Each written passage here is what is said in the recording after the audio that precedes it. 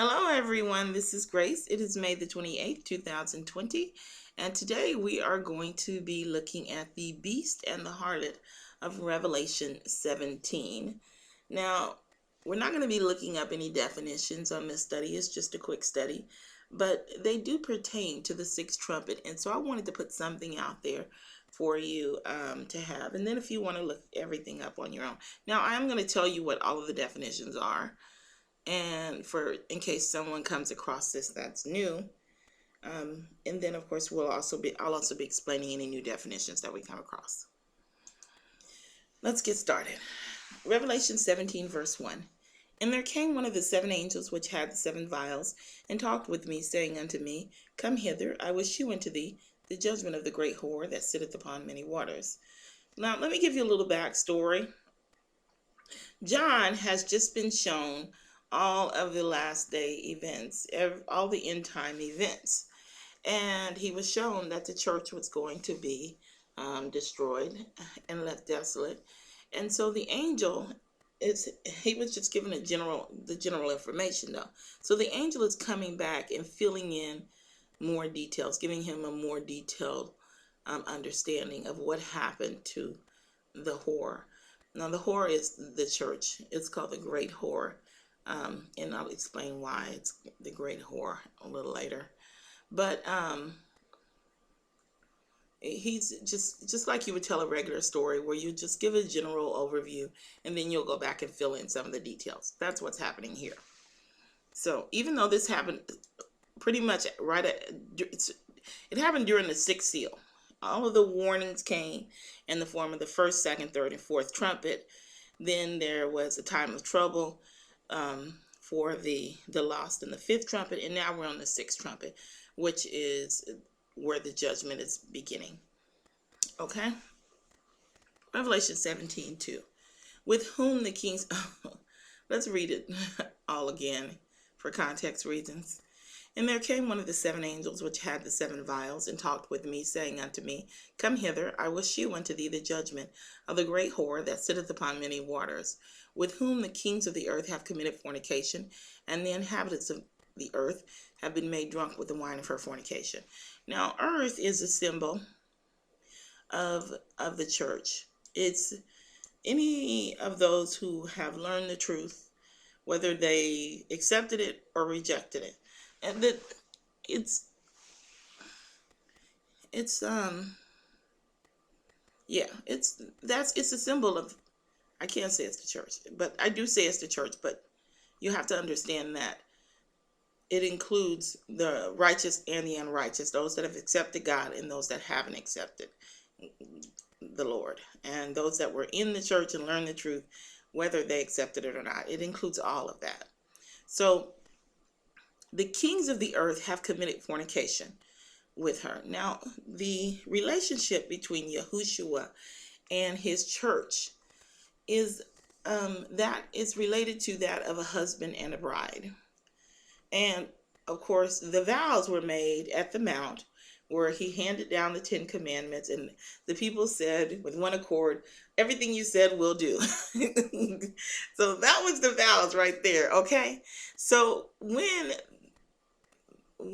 a person breaks those 10 commandments, it's counted in the Bible as fornication. You've broken your wedding vows. So that's what's meant by committing fornication. So the whore has committed fornication. The kings of the earth have committed fornication with her. And they are all going against the word of God. Now, what else did I want to tell you about that? I forgot. I can't remember. I'll have to come back to it if I remember. And the inhabitants of the earth have been made drunk with the wine of her fornication. So the inhabitants of the earth have been made drunk with the wine of her fornication. We'll go backwards here. The wine, now we'll go ahead. They have been deluged. When they're drunk, they're deluged with all kinds of false doctrines, which is symbolized as the fornication. Because you see, the woman is, as the church, is teaching the inhabitants of the earth. And so, as a teacher of the people, she is teaching them lies, and she's causing them to be drunk with the wine of her fornication. The wine is actually an appropriate term also, because wine is a symbol of blood or a premature death.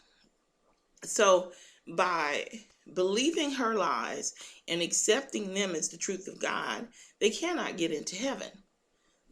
They're not going to be able to prepare themselves to enter into heaven.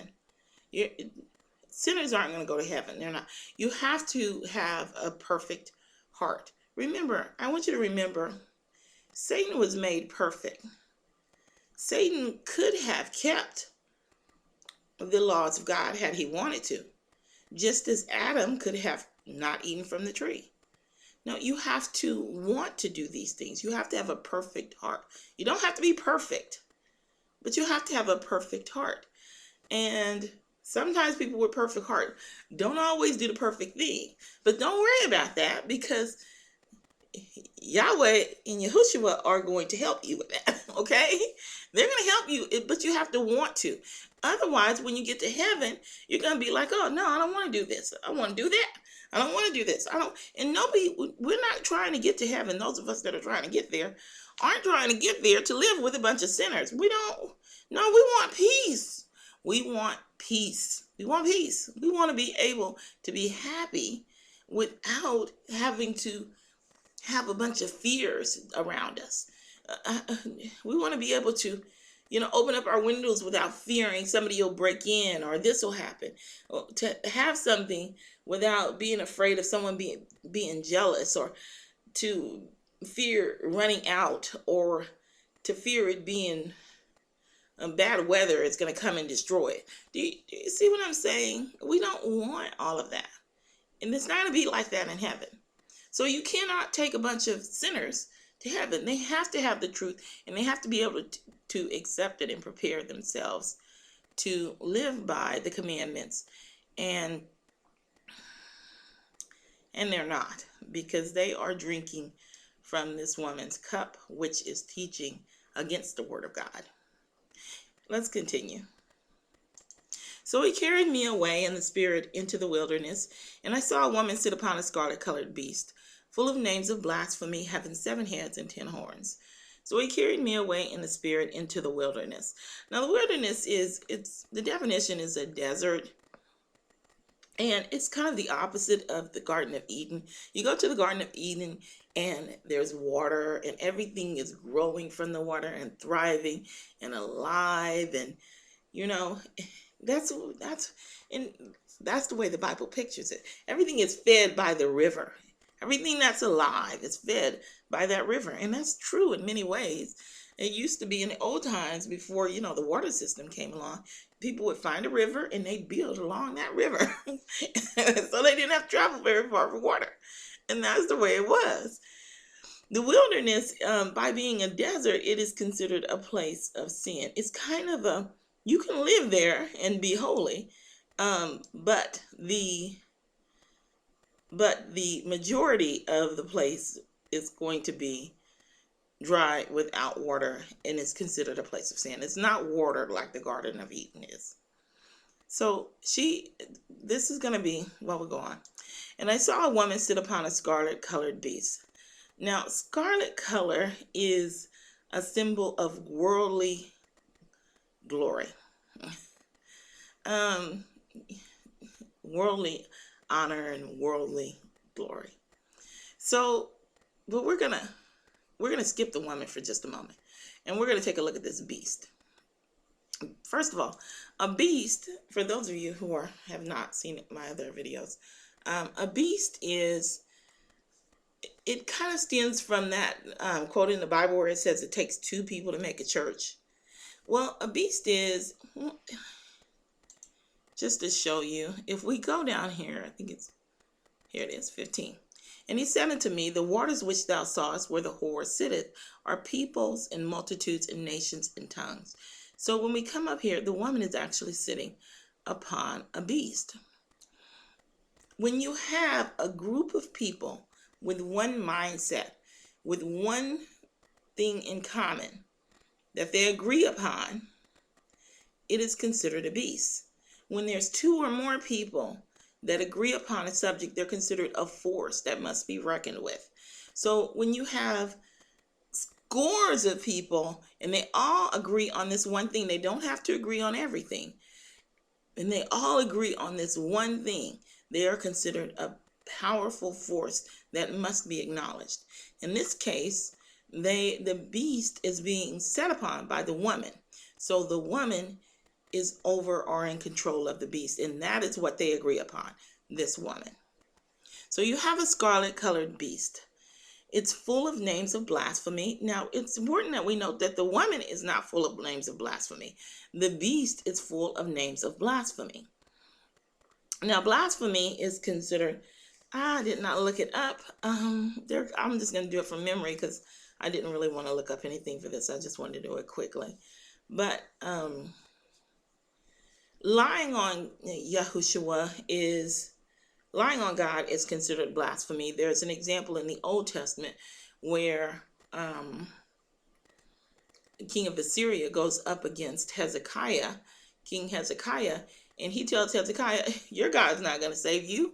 Did any of the other guys save them from our hands? No, your God's not going to save you. So that was one definition of blasphemy. It's lying on God, or he spoke for God. He spoke for God. So I guess, yeah. So anyway, then there's two in the New Testament.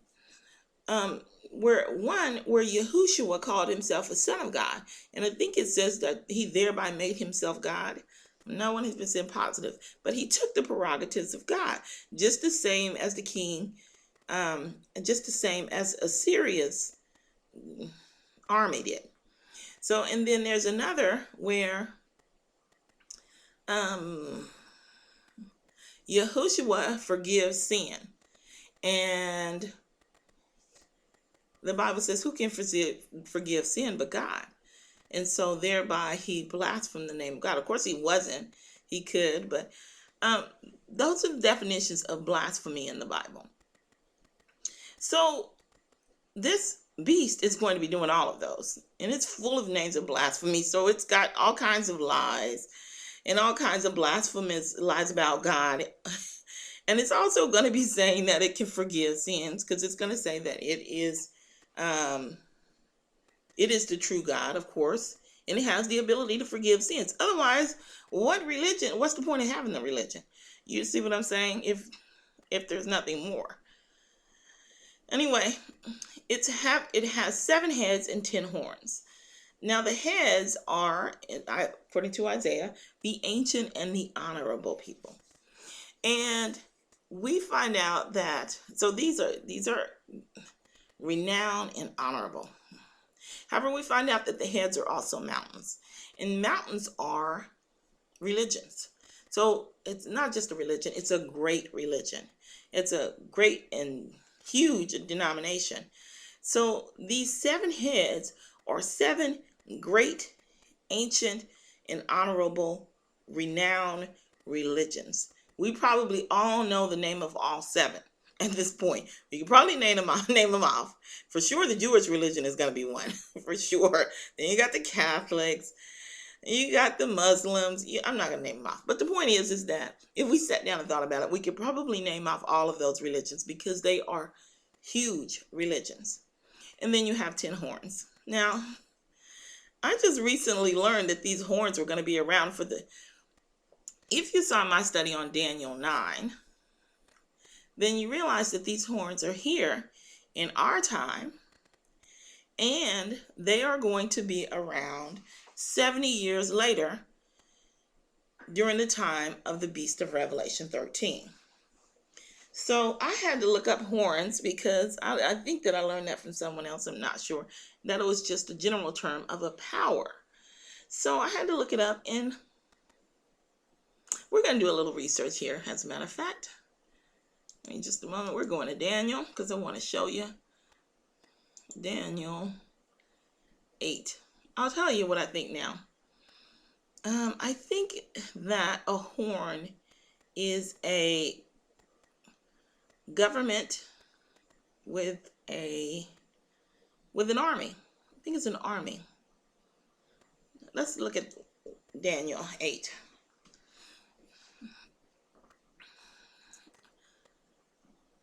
One moment. I want to see how far back I want to go. Here we go. So this ram, it tells you in the latter part of Daniel 8, it tells you this ram is Medo-Persia. It's two governments combined together. So then I lifted up mine eyes and saw, and behold, there stood before the river a ram, which had two horns. And the two horns were high, but one was higher than the other, and the higher came up last. I saw the ram pushing westward, northward, southward, so that no beast might stand before him, neither was there any that could deliver out of his hand, but he did according to his will and became great. And as I was considering, behold, an he-goat came up from the west on the face of the whole earth, and touched not the ground, and the goat had a notable horn between its eyes. And he came to the ram that had two horns, which I had seen standing before the river, and ran unto him with the fury of his power.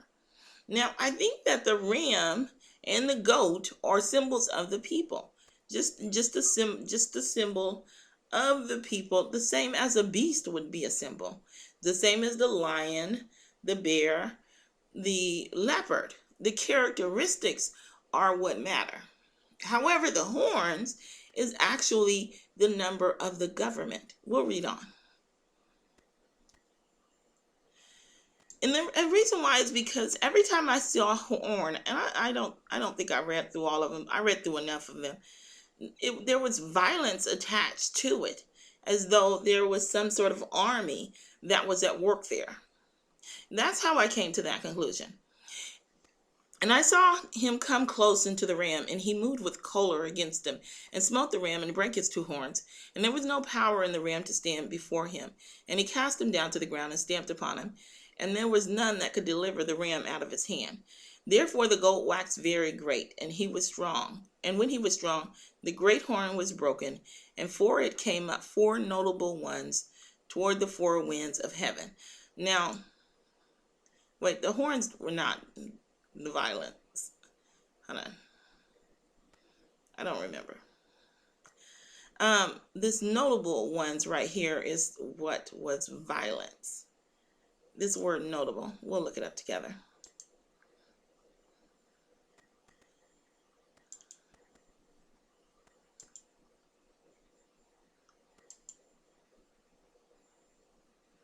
And this toward the four winds is with the four winds. It should not be toward, it should be four notable ones, or what I consider it to be. What matched best for me was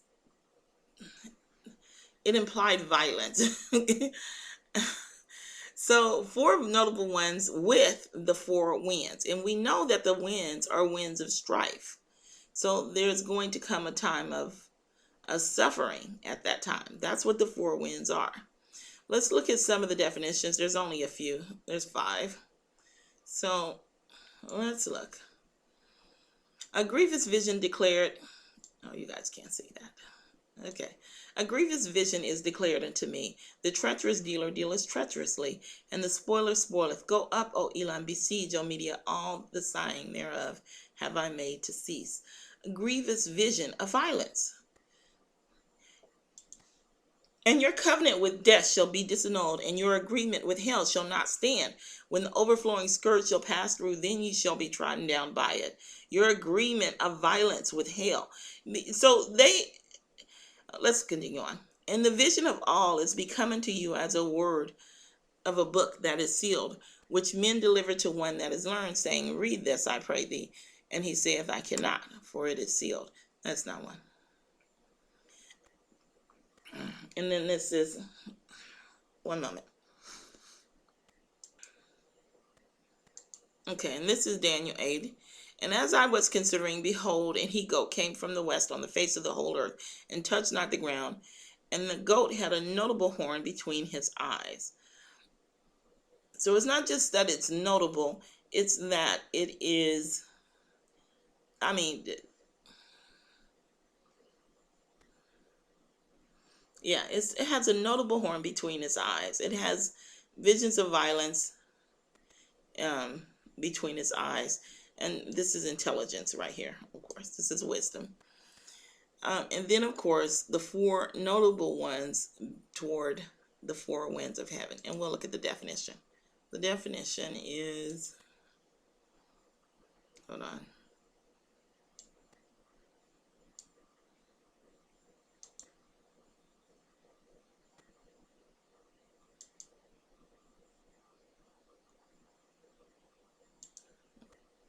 Make sure I got it right.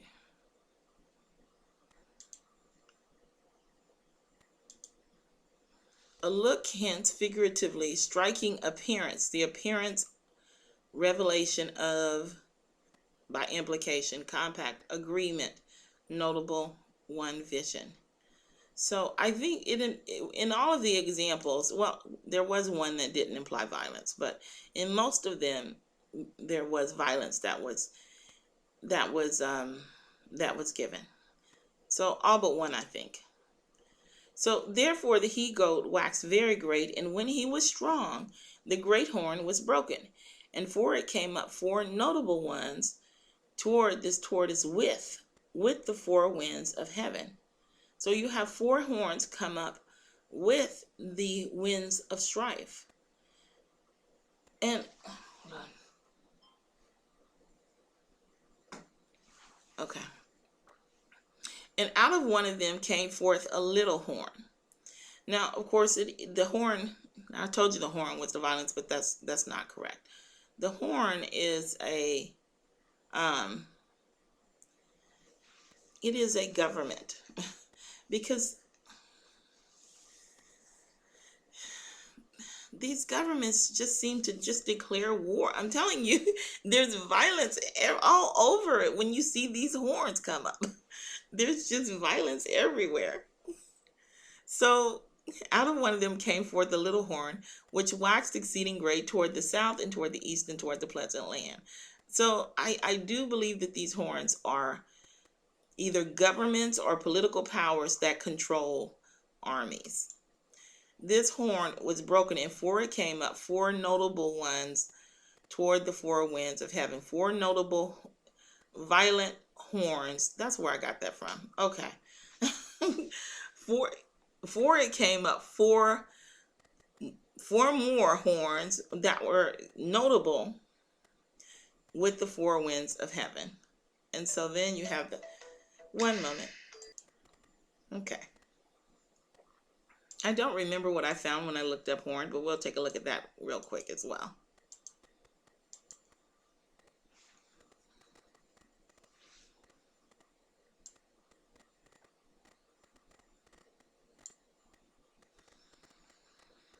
So the ox pushes with his horn. I don't remember seeing a whole lot of violence, but I will tell you what, let's go to Zechariah. Here we go. And it has raised up a horn of salvation for us in the house of the servant of David. And a leader. Well, let's look here. In Zechariah 1:21.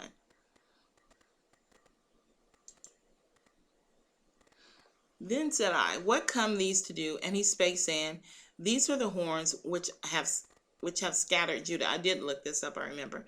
These are the horns which have scattered Judah, so that no man did lift up his head.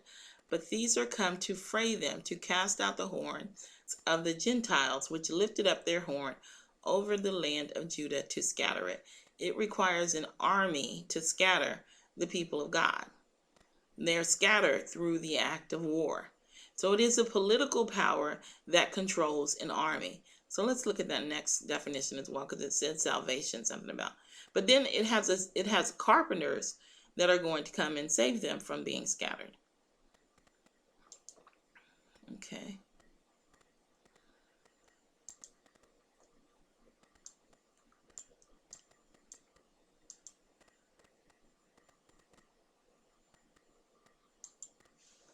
And he has raised up an horn of salvation for us in the house of his servant David.